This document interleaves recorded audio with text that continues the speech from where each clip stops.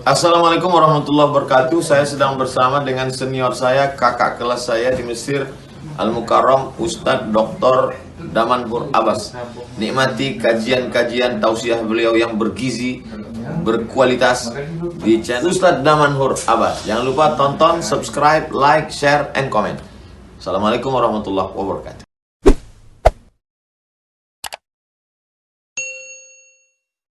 السلام عليكم ورحمة الله وبركاته. الحمد لله بنعمته تتم الصالحات وبفضله تتنزل البركات. أشهد أن لا إله إلا الله له دعوة الحق حريص عليها وأوجب تبشير بها. ولتكن منكم أمة يدعون إلى الخير ويأمرون بالمعروف وينهون عن المنكر وأولئك هم المفلحون. وأشهد أن محمدا عبده ورسوله بلغ الرسالة وأدى الأمانة ونصح الأمة وكشف الغمة حتى أتانا اليقين ليلها كنهارها لا يزيغ عنها إلا هالك. اللهم صل وسلم وبارك وأنعم على حبيبنا وشفيعنا وزخرنا ومولانا محمد وعلى أزواجه أمهات المؤمنين وذرياته وآل بيته وأصحابه أجمعين. رب اشرح لي صدري ويسر لي أمري واحلل عقدة من لساني يفقهوا قولي. أما بعد. Para asatiz yang saya muliakan, ayah bunda yang saya cintai, dan bapak ibu jemaah salat subuh yang berbahagia. Marilah senantiasa kita panjatkan puji dan syukur kepada Allah yang telah memberikan nikmat iman kepada kita, nikmat kesehatan, sehingga kita dapat melangkahkan kaki kita untuk melaksanakan salat subuh berjamaah sembari beriktikaf di rumah Allah. Semoga ini menjadi amal pemberat mizan kita nanti di hari akhirat. Salawat dan salam mari sama-sama kita panjatkan kepada junjungan kita Nabi besar Muhammad sallallahu alaihi wasallam yang telah mengajarkan kepada kita segala aspek tatanan kehidupan, sunnah-sunnah yang diajarkan oleh baginda Rasulullah, dan mempunyai beberapa sunnah dan istilah yang dipopulerkan oleh Rasulullah sallallahu alaihi wasallam. Salah satu istilah yang dipopulerkan oleh Rasulullah SAW adalah penyebutan sebuah kota Ilya, dan Rasul menggantikan kota tersebut namanya dengan Baitul Maqdis.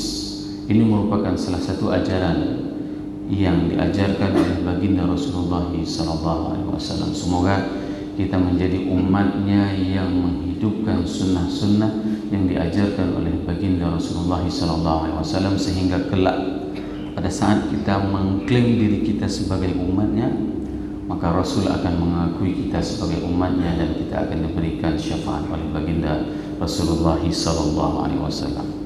Semoga jemaah subuh yang berhadir di Masjid Baitur Rahman merupakan di antara umat Nabi Muhammad SAW yang akan diberikan syafaat oleh baginda Rasulullah SAW, dan akan subuhkan air dari telaga Kautsar dari tangan mulia tersebut. Allahumma amin. Bapak ibu jemaah salat subuh yang dirahmati Allah, kata-kata Baitul Maqdis itu merupakan istilah yang dipopulerkan oleh baginda Rasulullah SAW. Sebelumnya orang-orang Romawi memanggil kota tersebut, daerah tersebut adalah dengan nama Ilya, dan Baitul Maqdis merupakan salah satu hal yang memang harus kita imani, karena ini merupakan banyak disebutkan di dalam sejarah Islam. Istilah tersebut Rasul yang mempopulerkan, dan di dalam Al-Quran Allah menceritakan bagaimana tentang tanah suci tersebut. Allah berfirman di dalam surat Al-Ma'idah yang berbunyi, A'udzubillahi minasyaitonirrajim, Bismillahirrahmanirrahim. Ya qaumi dukhulul ardhal muqaddasah allati kataballahu lakum ولا ترتدوا على أدباركم فتنقلبوا خاسرين. صدق الله العظيم.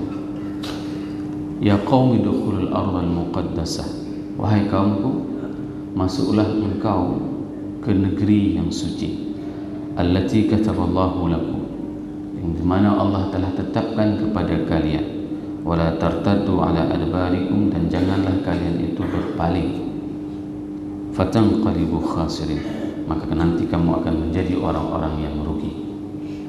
Ini merupakan ayat yang digunakan oleh orang-orang Yahudi untuk mengklaim Baitul Maqdis itu adalah tanah yang dijanjikan oleh Tuhan kepada kita. Orang-orang Yahudi hari ini menggunakan ayat ini adalah sebagai apa yang dinamakan dengan klaimnya.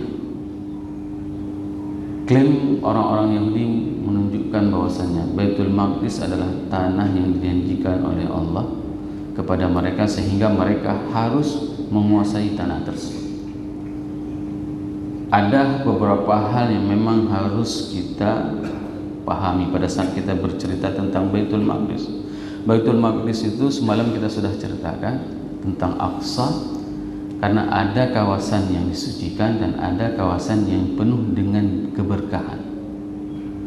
Kawasan yang diberkahi itu adalah Syam dan Mesir.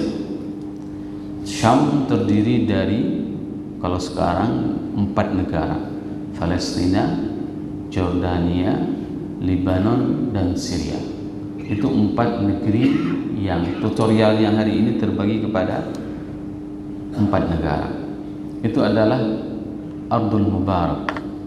Ardul Mubarak disebutkan di dalam Al-Quran juga bahwasanya itu adalah negeri-negeri yang diberkahi. Sedangkan negeri yang disucikan itu adalah Baitul Maqdis.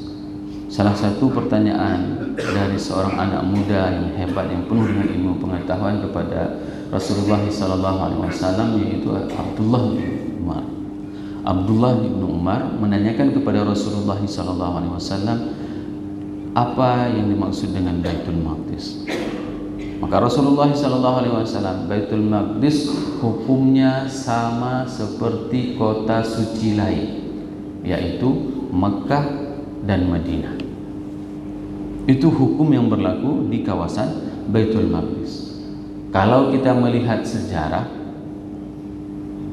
perbatasan Baitul Maqdis, wilayah Baitul Maqdis itu, kalau misalnya ini adalah Palestina, dia memasuki wilayah Danau Tibrias dan masuk ke daerah Jordania dan sampai dengan 12 mil ke Laut Tengah.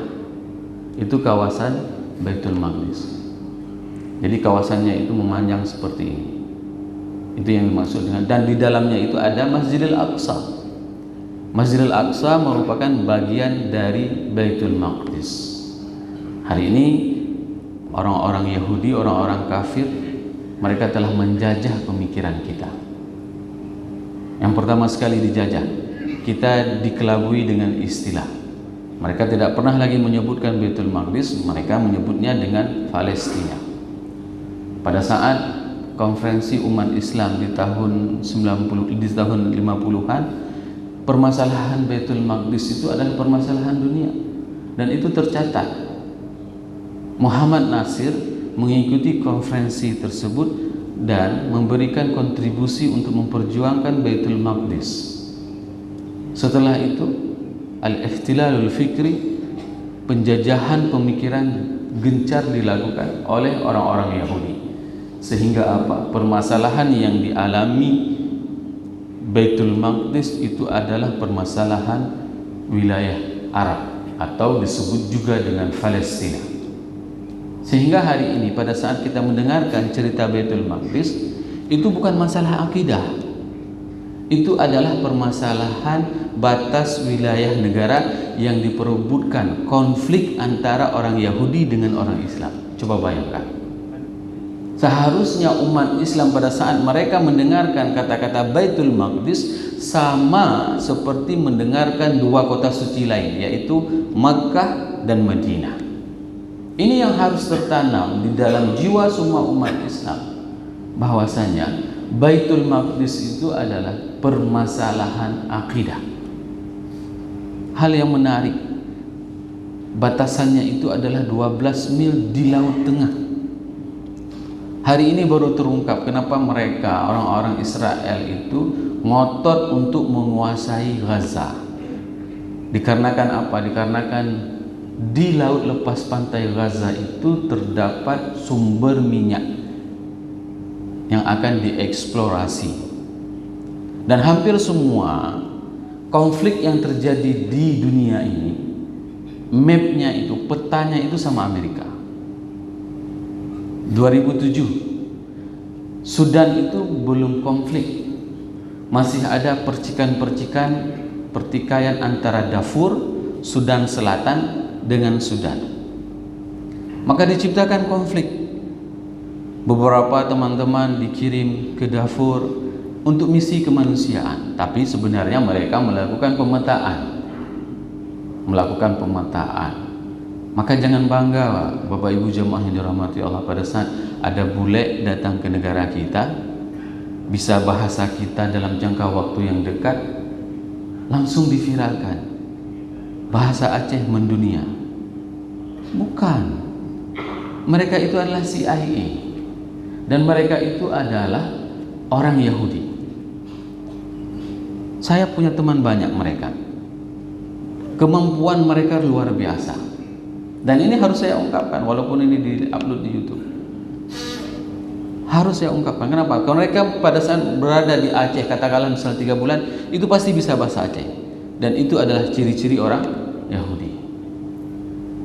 Darfur itu tidak konflik. Begitu mereka masuk ke Darfur, Sudan Selatan, itu terjadi konflik. Dan setelah konflik, masuk Amerika, dalam istilahnya misi kemanusiaan. Tapi apa yang terjadi? Penguasaan ladang minyak ada di sana oleh mereka. Hari ini kenapa mereka tidak tertarik kepada Aceh? Itu kan menjadi pertanyaan. Dikarenakan persatuan umat Islam masih baik. Tapi kalau seandainya kita sudah mulai pecah dan dibuat konflik sesama kita di Aceh, maka itu merupakan tanda-tanda mereka sudah masuk ke dalam tubuh kita di Aceh. Dan itu akan diporak-poranda, cepat sekali selesai. Cepat sekali. Kalau mereka sudah bekerja seperti itu, cepat. Hari ini itu tidak bisa, Pak. Tidak bisa dilakukan di Gaza. Coba Bapak bilang, apa itu Hamas, nggak jelas, asik buat onar aja. Kita dimarah sama penduduk Gaza kalau kita ngomong seperti itu. Kenapa? Karena mereka meyakini dan merasa nyaman dengan keberadaan pasukan Hamas.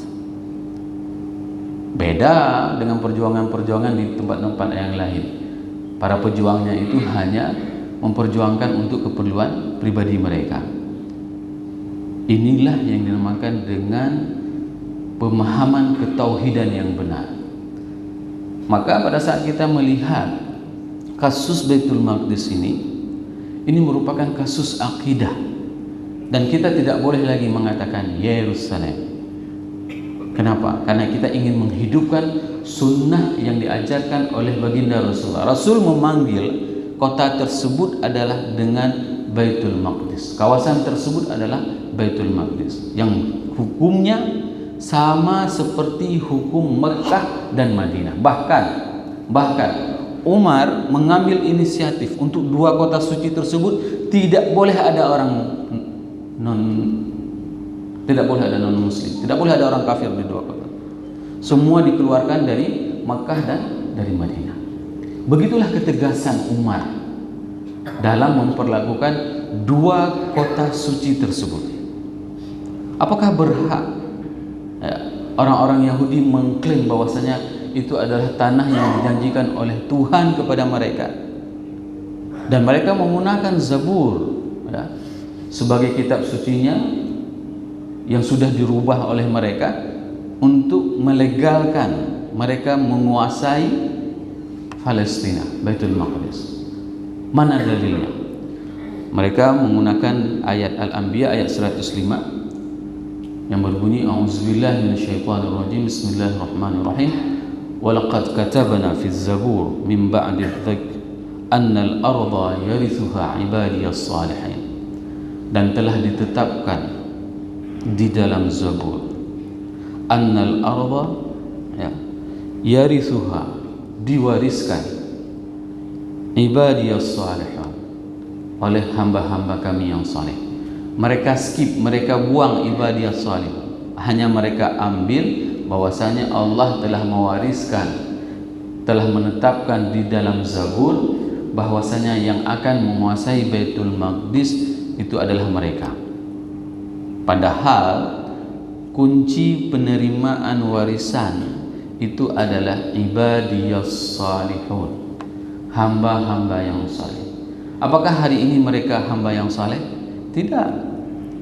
Setiap hari umat Islam yang dibantai, yang menjadi syahid di Gaza itu lebih dari 1.000 orang.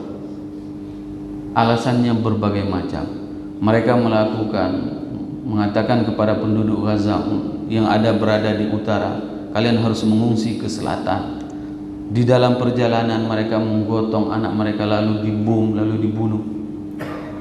Itu adalah bukan perangui orang-orang yang saleh, bukan tingkah laku orang-orang yang saleh. Sehingga mereka tidak boleh mengklaim bahwasanya bumi tersebut itu adalah hak warisan mereka. Siapa yang boleh mewarisi bumi ini? Yaitu adalah orang-orang yang saleh. Maka semalam kita sudah menceritakan bagaimana kerusakan yang mereka buat. Mereka buat batasan antara satu negara dengan negara yang lain. Mereka buat ketentuan antara satu negara dengan negara yang lain. Sehingga apa? Umat Islam untuk berkunjung ke negara Islam sendiri pun mereka buat batasannya. Dulu tidak seperti itu. Baca sejarah. Bagaimana pada saat Portugal menyerang Aceh, siapa yang memberikan bantuan? Yaitu kerajaan Turki Utsmani. Dikirim bala tentara.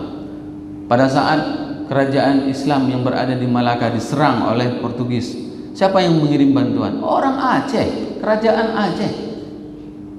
Bahkan meriam Aceh itu masih ada di Belanda, di museum di Belanda. Dan banyak sekali harta-harta Aceh itu tersimpan di Eropa. Dan yang paling terkejut bagi saya pada saat saya melihat ada beberapa manuskrip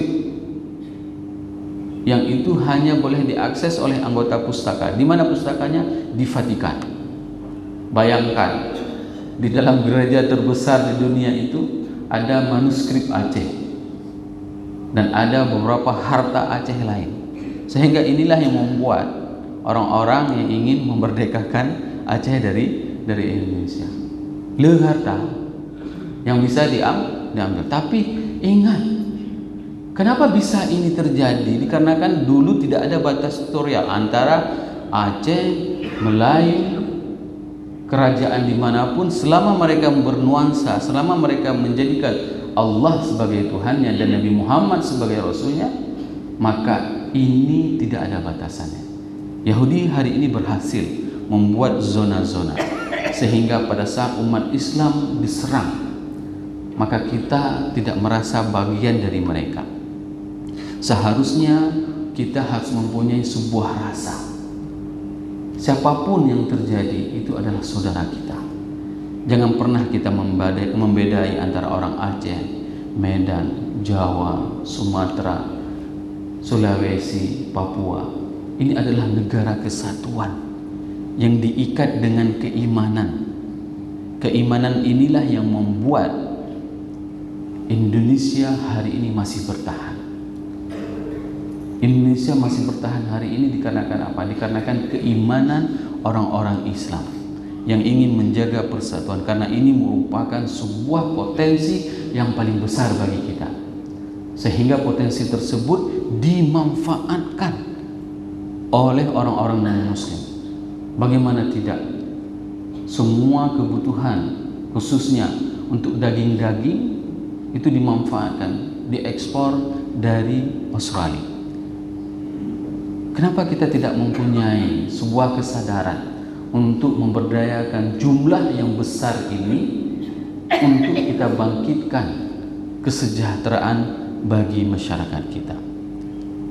Inilah yang harus kita ambil ibrah, sebagaimana yang Allah perintahkan kepada kita di dalam Al-Quran untuk mentadabburi Al-Quran, agar Al-Quran itu menjadi pedoman hidup bagi kita.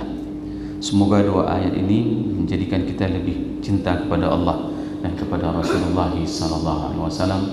Subhanakallahumma wa bihamdik, asyhadu an la ilaha illa anta astaghfiruka wa atubu ilaik. Wassalamualaikum warahmatullahi wabarakatuh.